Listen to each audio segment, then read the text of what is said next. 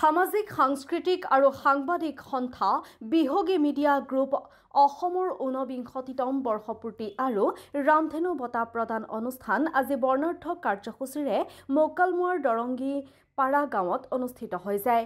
নলবাৰী জিলাৰ টিহু বিধানসভা সমষ্টিৰ দৰংগীৰ পাৰাস্থিত বিহগী media group অসমৰ মুখ্য কাৰ্যালয়ত অনুষ্ঠিত অনুষ্ঠানৰ পহিলা কাৰ্যসূচী মৰ্মে পতাকা উত্তোলন কৰে বিহগী মিডিয়া গ্ৰুপ অসমৰ সঞ্চালক কনক কলিতাই। পৰৱৰ্তী কাৰ্যসূচী অনুসৰি স্থানীয় ওজা শিল্পীৰ দলে ওজাবলী পৰিৱেশন কৰে। অনুষ্ঠানটোৰ ঊনবিংশতিতম বৰ্ষপূৰ্তি উপলক্ষত 19 গৰাকী বিশিষ্ট ব্যক্তিৰ দ্বাৰা 19 গছি বন্তি প্ৰজ্বলন কৰে।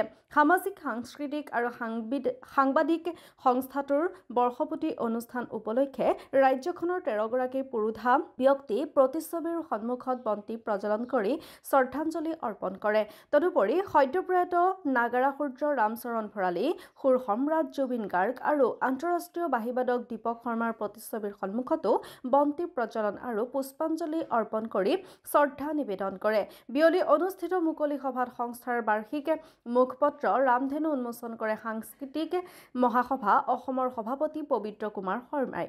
মুকলি সভাতে যোগ্য ব্যক্তিলৈ যোগ্য সন্মান প্ৰদানৰ উদ্দেশ্যৰে সমাজ জীৱনৰ বিভিন্ন ক্ষেত্ৰত অনবদ্য অৰিহণা আগবঢ়োৱা ৰাজ্যখনৰ কেইবাজনো বিশিষ্ট ব্যক্তিক কেইবাটাও শিতানত বঁটা প্ৰদান কৰে। বঁটা প্ৰদান অনুষ্ঠানত উদ্বোধন কৰে সমাজ হিতৈষী শান্তনু কলিতাই। বিহগী মিডিয়া গ্ৰুপ অসমৰ সম্পাদক দিলীপ বৰ্মনে আঁতধৰা বঁটা প্ৰদান অনুষ্ঠানত ৰাজ্যখনৰ চিকিৎসা ক্ষেত্ৰত অতুলনীয় অৱদান আগবঢ়োৱা নেমকেয়াৰ হস্পিটেলৰ সঞ্চালক ডাক্তৰ হিতেশ বৰুৱালৈ চিকিৎসা ৰত্ন বঁটা প্ৰদান কৰে।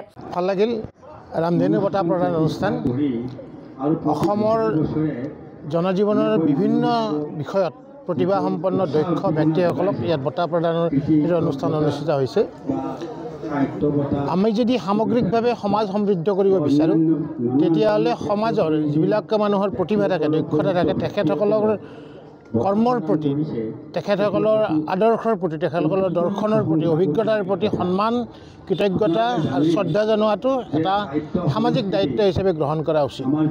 আৰু সেই দৃষ্টিৰে আজি বিহগী মিডিয়া গ্ৰুপে ইয়াত ৰামধেনু বঁটা প্ৰদান কৰিছে অসমৰ বিশিষ্ট কিছু ব্যক্তিক। মুক্তভাৱে আমাৰ জীৱন যিধৰণে পৰিচালনা নকৰক কিয় সামাজিক এটা স্থিতি সকলো ব্যক্তিৰে থাকে। গতিকে সমাজ সুন্দৰ কৰিব লাগিলে ব্যক্তিক সুন্দৰ কৰিব লাগিব। আৰু সেই দৃষ্টিৰে এনেকুৱা ধৰণৰ এটি আদৰ্শ, এনেকুৱা এটা দৰ্শন ৰাইজৰ মাজলৈ প্ৰচাৰিত কৰাৰ কাৰণে এই বিহগী মিডিয়া গ্ৰুপে যি প্ৰশংসনীয় পদক্ষেপ লৈছে, সঁচাকৈ এই কামটোৰ কাৰণে তেখেতসকলক মই অভিনন্দন জ্ঞাপন কৰিছোঁ, ধন্যবাদ জ্ঞাপন কৰিছোঁ। আৰু ভৱিষ্যতেও এনেকুৱা দৃষ্টিৰে সমাজৰ বিভিন্ন ক্ষেত্ৰৰ মানুহক উদগনিমূলক, প্ৰেৰণামূলক, উৎসাহীজনককৈ বঁটা প্ৰদান কৰি তেখেতসকলে সামাজিক দায়িত্ব পালন কৰি আহক, সেই আশা মই ৰাখিছোঁ।